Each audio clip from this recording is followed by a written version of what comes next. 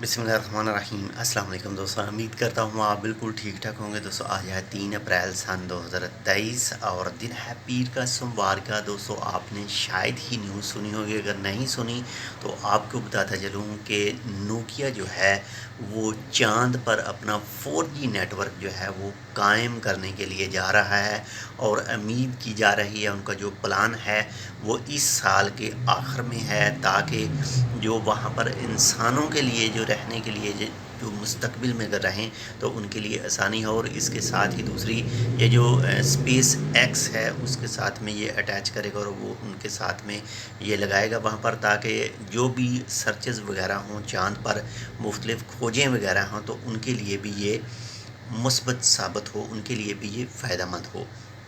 तो बाकी अंग्रेज़ पता नहीं क्या क्या कर रहे हैं और हम लोगों का तो आप खुद ही जानते हैं।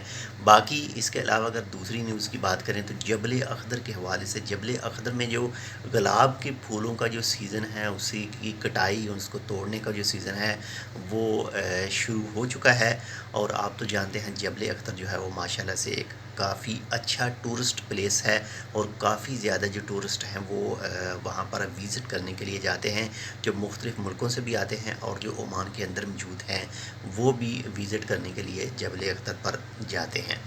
बाकी जबल शम्स पर भी जाते हैं, लेकिन ज़्यादातर जो है वो जबल अख्तर पर ही जाते हैं। तो बाकी अगर आपने विज़िट किया है तो कमेंट करके बताइएगा, आप उस इलाके में मौजूद हैं तो भी कमेंट करके बताइएगा, हो सकता है हम आपके पास कभी आएँ विज़िट करने के लिए जबल अख्तर का। तो इंशाल्लाह मिलते हैं आपसे दूसरी अपडेट के साथ, तब तक के लिए अल्लाह हाफ़िज़।